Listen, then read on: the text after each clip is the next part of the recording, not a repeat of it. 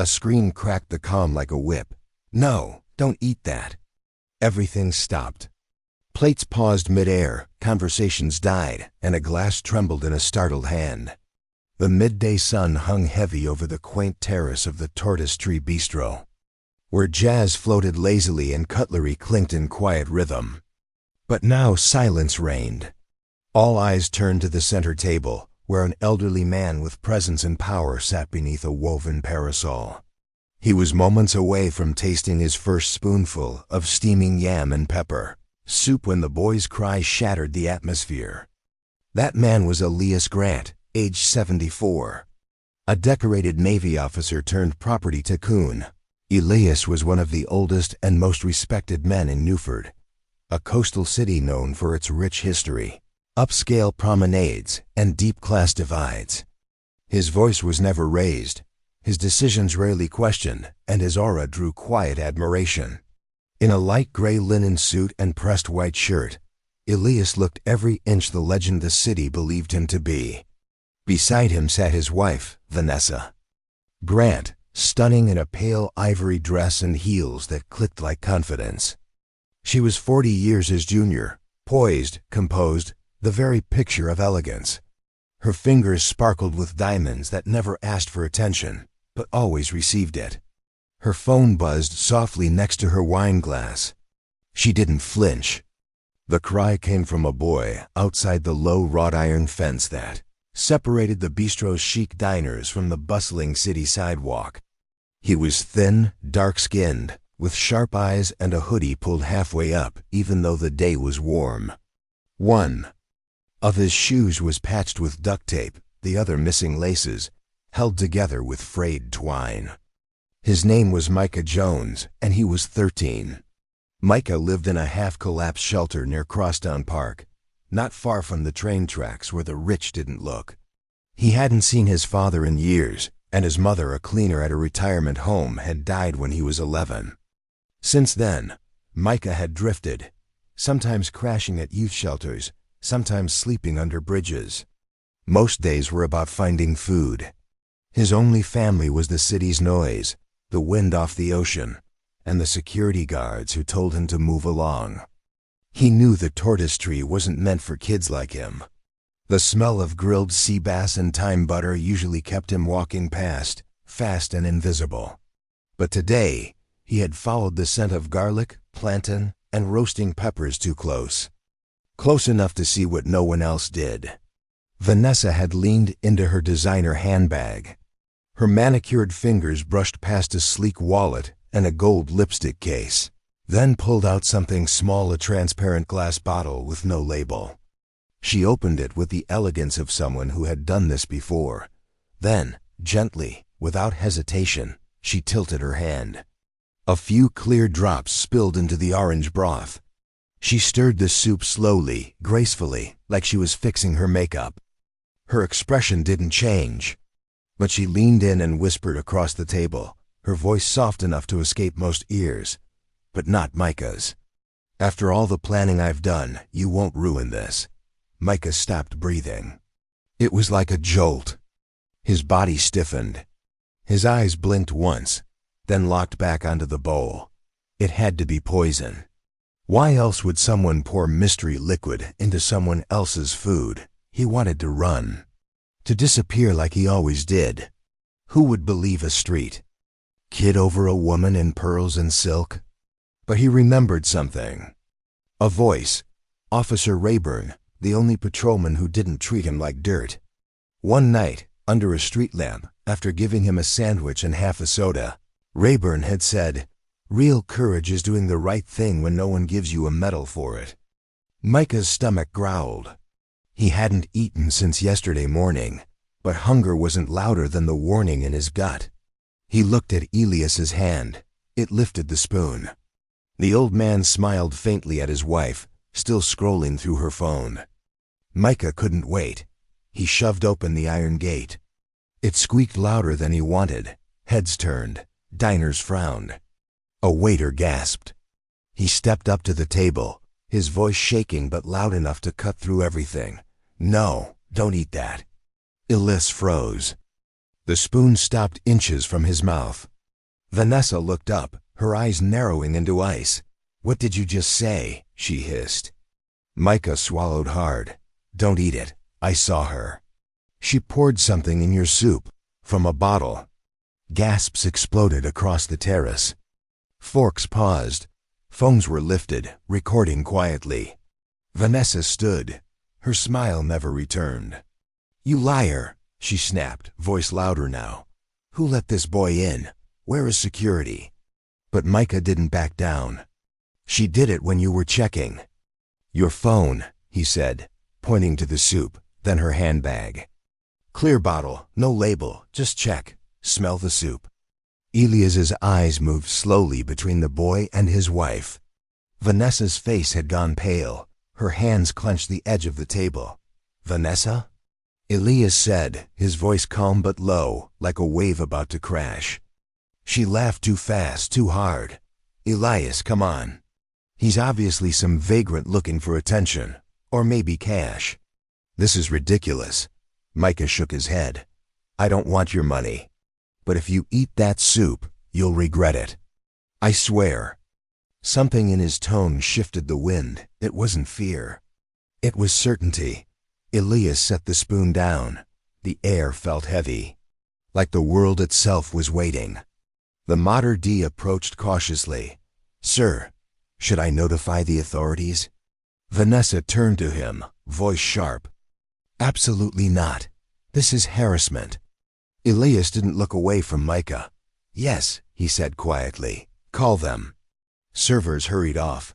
Guests began whispering. Some pretended not to watch, others didn't bother. Micah stood straight, the smallest one there. But in that moment, the most powerful. He didn't know what would happen next, but he knew one thing. He hadn't stayed silent. Vanessa's voice tightened like a thread pulled too far. "You misunderstood him," she snapped. "That boy's out of his mind." But no one moved. The Tortoise Tree Bistro had turned into something else entirely. The quiet hum of jazz, the gentle scrape of forks, all of it had vanished. In its place, an invisible current surged through the air, suspicion, disbelief and curiosity clinging to every breath. Elias Grant hadn't lifted the spoon again. He leaned back in his chair, expression unreadable. But his pale gray eyes had settled on Vanessa with a kind of focus that chilled the air more than any accusation. It wasn't anger, not yet. It was something colder. The stare of a man who'd learned through decades that when things don't add up, they usually hide danger. Across from him, Micah stood like a statue carved by tension. His chest rose and fell with adrenaline, but his eyes didn't waver. There was no hint of fear, no plea for help. Just a kid, unwashed and uninvited, pointing a trembling finger at a crime no one had seen, because no one else had bothered to look. The Mater D had slipped inside, presumably to alert the police. Around the terrace, a few diners had begun recording. Phones angled slightly, forks held midair. No one dared to chew. "She had a bottle," Micah said again. His voice was calm. Now, small, clear, like the kind they use for medicine. "She poured it in when you weren't looking. Stirred it like it was nothing." He looked straight at Elias. "You were checking your phone. You didn't see." Vanessa laughed. "That brittle. Airy sound women sometimes rehearse in mirrors." "Elias, darling," she said sweetly. "He's a child, confused, maybe even high. Can we not embarrass ourselves further?" Micah stepped forward slightly. "I'm not confused," he said firmly. "And I'm not hungry for your money. I just didn't want to watch you die." Vanessa's face flickered, just once. Not with fear, not with guilt, with rage. Elias caught it. The tiny crack in her mask. "You've been different lately," he said slowly, his voice like gravel dragged over stone. Distant, preoccupied. He still didn't glance at the soup. Instead, he stared through her like someone listening to a clock run out of time. "Now this." Vanessa leaned in closer, her voice a low hiss meant to evade the camera lenses now creeping out of handbags and suit jackets. Are you really taking the word of a street rat over your own wife? Micah didn't flinch. Check the soup, he said. Smell it. Test it. I'm not asking you to trust me. Just don't ignore it. A waiter crept closer, hands slightly trembling. If I may, sir, ... double quotes, he bent gently over the bowl, inhaled, his brow furrowed. It smells ... strange. Vanessa slammed her palm onto the table. Water sloshed in the glasses. You're all insane. He probably slipped something in while no one was watching. Elias turned to Micah, his expression unreadable but intent. Your name? Micah. Micah Jones. You ever done anything like this before? Micah blinked. No, sir, never. I'm just telling you what I saw. Elias nodded slowly. And why would she do it? Micah hesitated. His voice dropped to something quiet. I don't know. But even if I did, it wouldn't change what I saw. Vanessa rose, tall and regal, her voice dipped in venom. I stood by you, Elias, she snapped. I stayed when you were recovering. When they called you a fossil, I never left your side. That's what loyalty looks like. Elias didn't blink. That wasn't loyalty. That was strategy. Vanessa's body stiffened like she'd been slapped. Elias reached for the spoon not to eat, but to observe. He held it delicately between thumb and forefinger. His hand shook. Not from age, from memory. I've seen poisons before, he said. In war, some are colorless, odorless, but not tasteless. He nodded to a nearby waiter. Bring me a clean spoon. No. Vanessa snapped, then quickly softened. Please, Elias, don't humiliate us like this. You mean don't humiliate you? Elias replied calmly. Gasps echoed. Micah stood still, jaw tight. I didn't want to ruin your life, he said. I just didn't want to watch you lose it. Something snapped. Vanessa's voice rose. You don't understand. I gave up everything. For you. You think this was love? She let out a bitter laugh. You were never supposed to live this long. The world stopped. A glass fell and shattered. Somewhere in the trees, a bird shrieked and flew away. Elias's eyes narrowed. What did? You say, Vanessa paled. I didn't mean. Footsteps approached. 2 officers entered the patio, badges visible, hands near their belts. Sir, ma'am, one said, scanning the scene. We received a report of a possible poisoning. Vanessa turned quickly. It's a misunderstanding. That boy, he's not well. Probably on something. You can't believe him. Elias didn't move. The soup is right there. Test it, now. One officer nodded, stepping forward. Don't. Vanessa shouted, stepping in his path. Too late.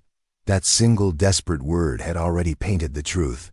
Every camera captured it. The urgency, the panic, the guilt. The officer stopped. Ma'am, if there's nothing to hide, there's no reason to stop us. Vanessa faltered. I didn't. Elias rose slowly, taller than he seemed while seated. Stronger than his years. You meant every word, he said. From the moment you picked up that bottle. Vanessa looked around, but the crowd was silent. No one defended her, not even him. She turned on Micah. You little monster. He didn't flinch. I saw what I saw, he said. And I wasn't going to let you get away with it. The officer stepped forward. Ma'am, you are now under investigative detainment pending toxicology results. Hands where I can see them. Vanessa stepped back, eyes wide. He ruined everything. No, Elias said. His voice sounded like stone breaking. You did. The click of cuffs echoed like thunder. Vanessa screamed a sharp, ugly sound that scattered birds into the sky. No one clapped. No one cheered, they simply watched. Micah turned to leave. He hadn't come for thanks. But as he reached the gate, Elias called out. Micah, the boy turned. Where are you going? Micah shrugged. I don't know. Elias pointed to the chair across from him. Then sit. Let's start there.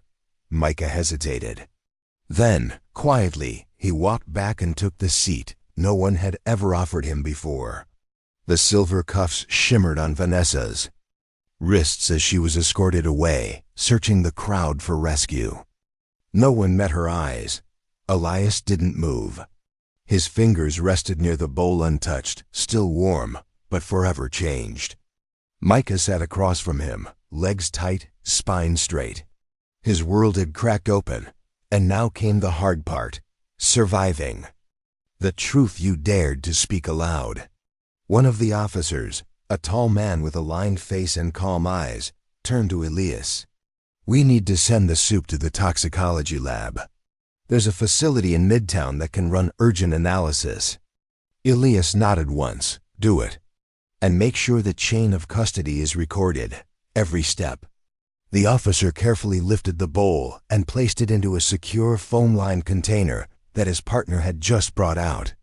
Meanwhile, Vanessa's angry voice had vanished into the silence behind the restaurant's glass doors, leaving a strange hush over the courtyard. The remaining guests began to murmur again, as if someone had turned the volume up slightly on life. Some whispered. A few quietly stood to leave, but one group of elderly women remained rooted in place. Their hands stayed neatly folded over their handbags, their lips pressed into faint lines, their eyes locked not on the bowl or the drama, but on the boy. Micah shifted in his chair. "Can I go now?" he asked softly. Elias looked at him, studied him. "Is that what you want?" Micah glanced at the ground. "I don't belong here. I never did." Elias didn't answer right away. He turned his gaze toward the fence where Micah had first appeared, his mind tracing the journey of that small silhouette who had stepped in from the outside world and stopped everything. A breeze swept in. It stirred the leaves along the fence, teased at Elias's sleeve, and danced across the tabletop.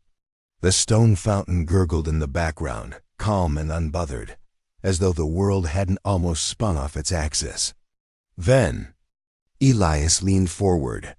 "Out of everyone here," he said, his voice low, "waiters, managers, wealthy diners, polished people with all their education and expensive shoes, you were the only one who saw what was wrong. And you acted." Micah looked away. "She called me a liar." "Of course she did," Elias said, "because she was scared. People like her wear elegance like armor, but underneath, they're terrified of anyone who can see past the shine." Micah squinted slightly. "Why would she want to hurt you?" Elias's breath caught. He looked down at the table, then slowly back up. "Vanessa married me because I was a shortcut. I represented wealth, comfort, power, not love." He paused. "I knew that. But sometimes, Micah, loneliness feels more dangerous than a bad decision, especially when you're old enough to know better." Micah didn't fully understand the words, but he understood the feeling behind them. The officer returned, empty-handed now. "Samples en route to the lab. Results should be back later tonight." He glanced at Elias. "You may want to consider formal charges. Based on what she said, the confession. She have her day in court." Elias interrupted gently. "That's enough for now." Micah stood up. "You don't need me anymore." "Sit," Elias said. "Softer this time. Please." The boy obeyed slowly, lowering himself back onto the cushioned seat. "Can I ask you something?" Elias said. Micah nodded. "How long have you been on the streets?" Micah hesitated. He glanced at a nearby waiter brushing crumbs from an empty table, then at the chair Vanessa had once occupied. "Since my mom died, 2 years." Elias exhaled through his nose, like the weight of the answer had landed somewhere in his chest. "Any family?" Micah shook his head. "No one I trust." Elias raised an eyebrow. "Do you trust me?" Micah met his eyes. "I didn't say that. I just didn't want to watch you die. That doesn't mean I trust you." Elias nodded slowly, respectfully. "Fair enough." A napkin lifted from a table corner and fluttered across the stone floor, For a moment, neither of them spoke. "Do you know what justice feels like, Micah?" Elias asked. Micah shook his head again. "It's not dramatic, not loud, not satisfying. It doesn't burst into applause. Justice is silent. It's what you feel when you survive something you weren't supposed to. When you walk away knowing you did the right thing." He looked down at the empty space where the bowl had sat. "Justice is the meal you didn't eat." Micah's voice was a whisper. "Then why does it still feel so heavy?" "Because the truth always costs something," Elias said, "even when you're right." From inside, a waiter appeared, holding a phone. "Sir, your assistant is on the line. Wants to make sure you're okay." Elias took the phone, stood, and walked a few paces away. His voice was low, almost a whisper, but his posture had changed. He stood straighter, firmer, like something inside him had realigned. 2 minutes later, he returned and placed the phone back on the table. "I've made arrangements," he said. "There's a man named Thomas Whitman. He runs a youth shelter on the other side of the city, Brookside Haven. He's on his way here now. You'll stay there tonight." Micah frowned. "I didn't ask for help." "You didn't have to," Elias replied. His tone was gentle, not pitying. "You didn't save me for reward." "That's what makes what you did rare," Micah shrugged. "I just didn't want to walk away from something that felt wrong." Elias smiled. Faintly. "That's the first instinct of a decent man." Micah didn't reply, but he stayed seated. From far away, the sound of sirens floated through the air. This time, they were heading somewhere else. Inside the bistro, the manager returned. He gently placed a small reserved plaque on the table next to theirs. It read, "Reserved for Mr. E. Grant." He nodded respectfully and disappeared. Micah glanced at the sign, then at the glass of water in front of him. He lifted it and took a sip. Cool, clean. "Is it weird," he asked suddenly, "that I'm not scared anymore?" Elias shook his head. "No, it means you finally let yourself sit still." Micah didn't smile, but something in his shoulders eased. Outside the gate where he had once stood trembling and alone, the world moved on. But now it did so with one more boy sitting at the table and one less secret hidden beneath it. By the time the final guests drifted away from the tortoise tree that evening, the sun had begun to slip behind the city skyline, casting long shadows across the empty patio tiles. What had once been a peaceful brunch spot had become something else entirely. A courtroom, a battlefield, a place where the smallest voice had made the biggest sound. Micah sat quietly now, inside the restaurant, just beyond the glass. The space was closed to the public.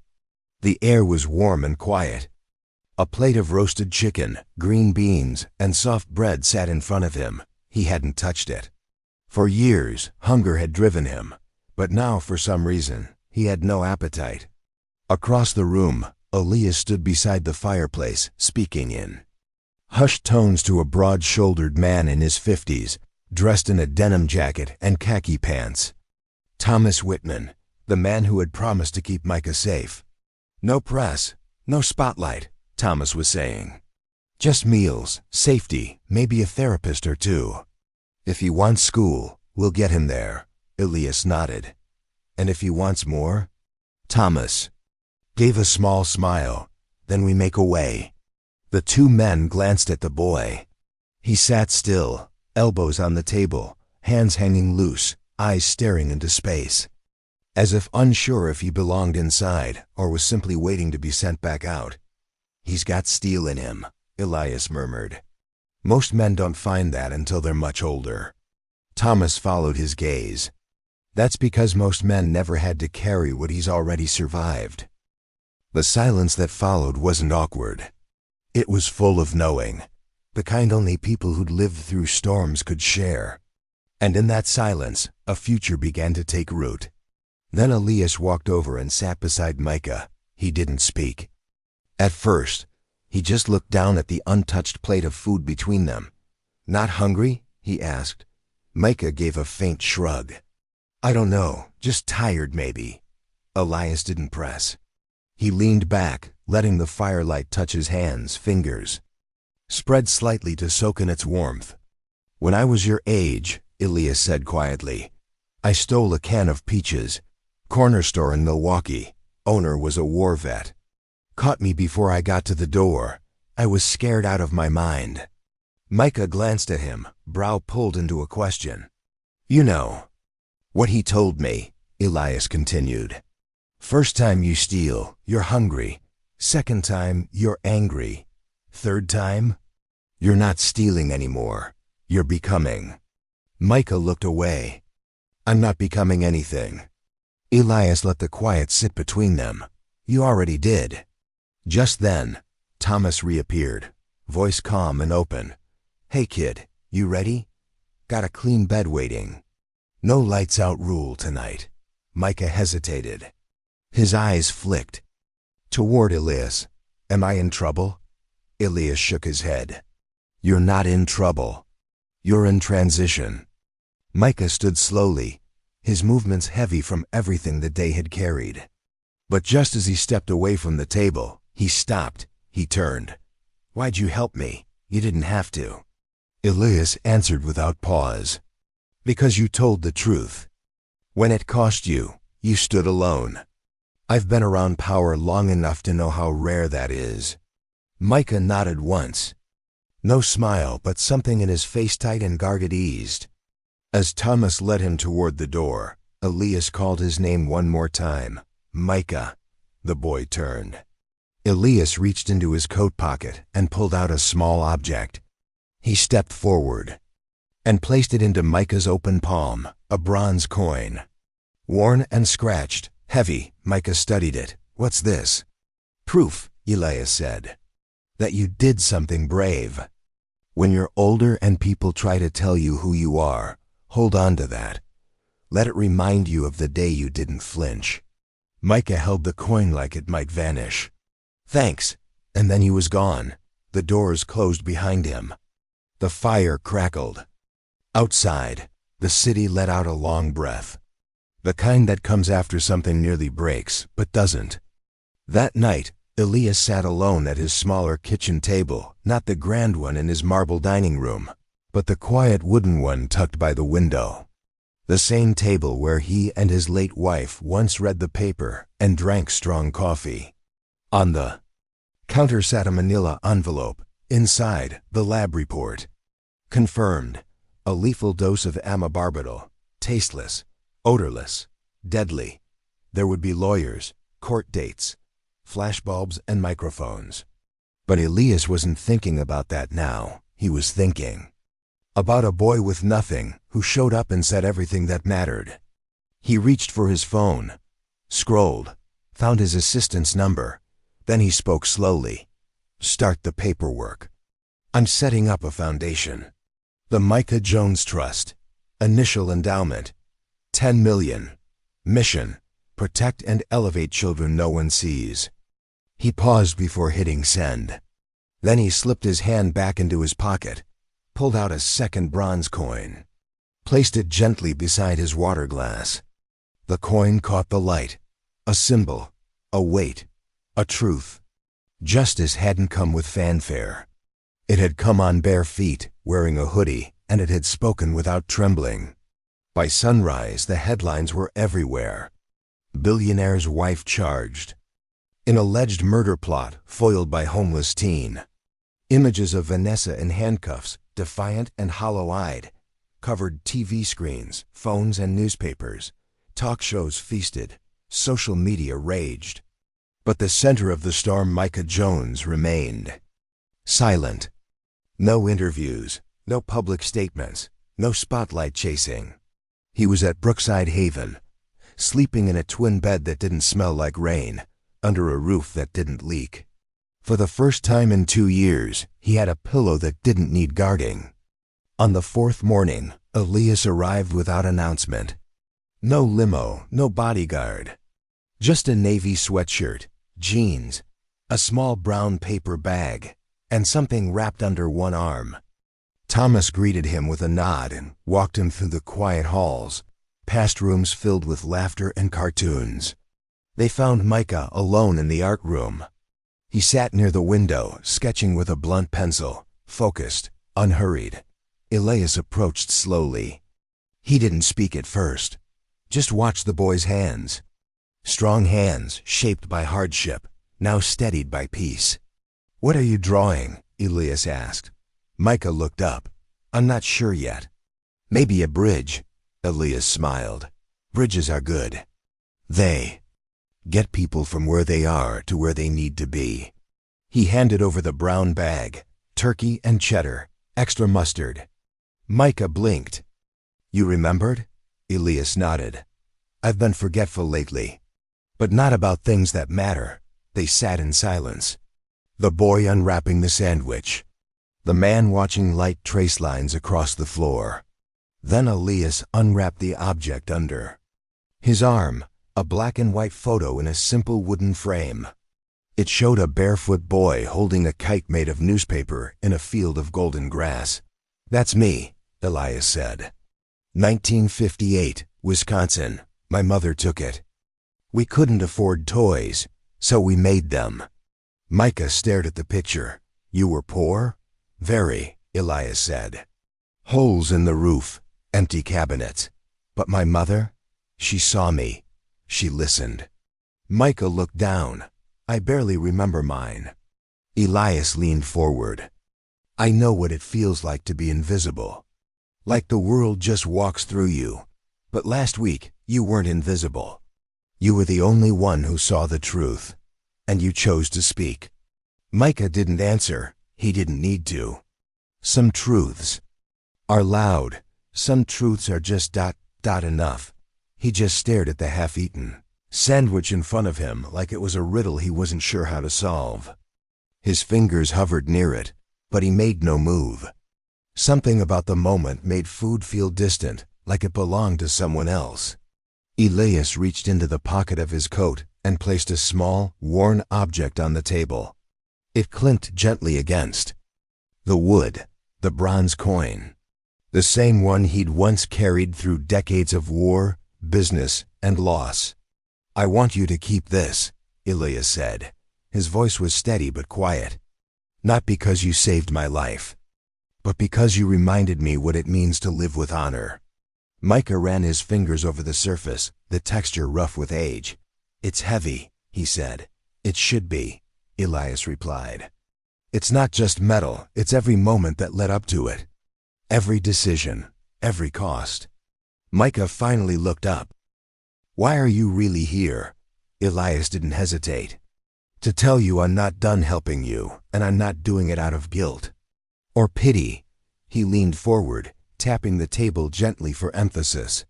"You're not a project, Micah. You're a person, and someone has to stand beside you until the world sees that." Micah's throat tightened. He wanted to say something. "Thank you," but the words stayed trapped behind the knot in his chest. So he just nodded, and that was enough. Elias stood. "There's one more thing I want to show you." "There's something I want to show you," Elias said. Micah followed him out to the car, uncertain. As the sleek black sedan rolled through the city streets, Micah watched the world blur past. He wasn't sure where they were going, but he didn't ask. Not yet. They arrived at a quiet building tucked between a courthouse and the city archive. The plaque outside read, "Newford Public Library." Inside, the air was still. The room they entered was small but filled with reporters, cameras, city banners. A podium stood at the front, flanked by 2 flags. Micah's feet froze. "I don't belong here," he muttered. Elias put a hand on his shoulder. "You're the reason this room exists today. That makes you belong more than anyone." Elias walked to the podium and stood silently for a moment. Then he began. "I don't usually speak in public anymore." He sighed, his voice low but clear. "And when I do, it's never about personal matters. But today, today, I want to tell you a story." Cameras clicked, pens scratched. "Last week I almost died. Not from sickness, not from age, but because someone close to me made a terrible choice, and I didn't see it coming. None of us did. A wave of tension rippled across the room, but someone saw. Someone no one expected. A boy, barely 13. No family, no address, no accolades. Just a sharp pair of eyes and a heart that refused to stay quiet. He reached into his pocket and held up the bronze coin.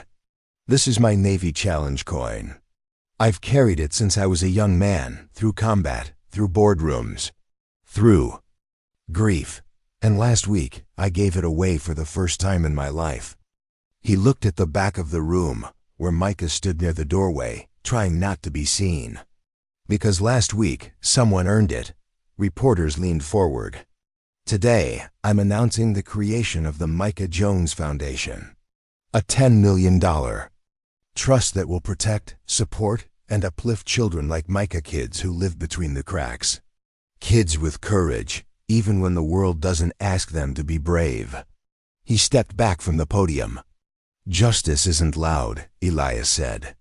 His voice soft now. It doesn't always look like victory.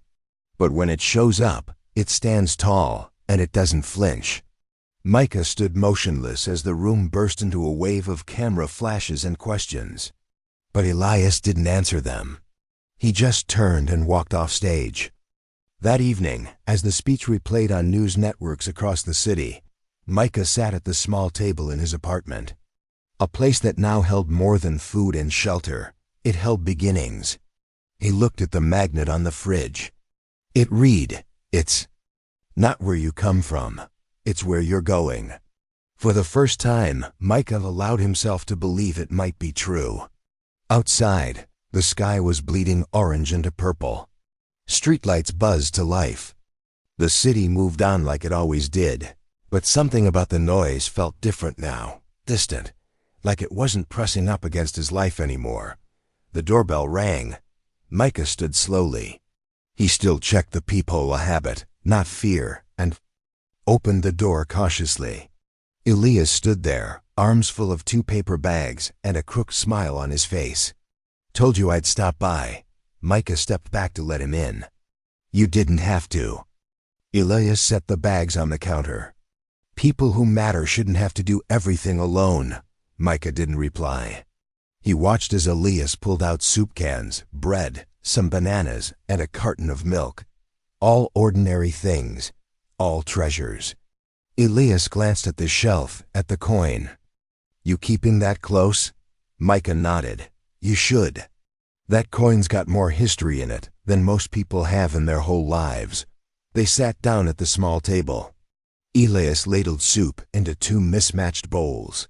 Micah broke the bread carefully, then paused. "Do you think things ever go back to normal?" he asked. Elias rested a hand on the boy's shoulder. "I hope not. Because sometimes what the world calls normal isn't right." They sat there for a long while. An old man and a young boy, both marked by the past, both carrying truths they hadn't asked for.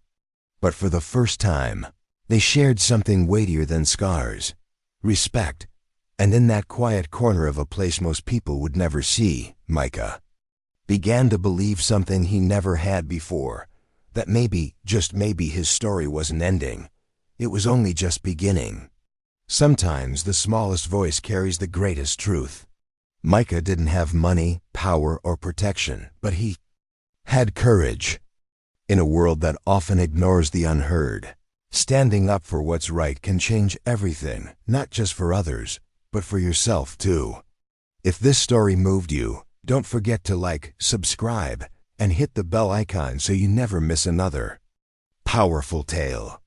We bring you stories that remind us all. Truth has no status, it just needs someone brave enough to speak it.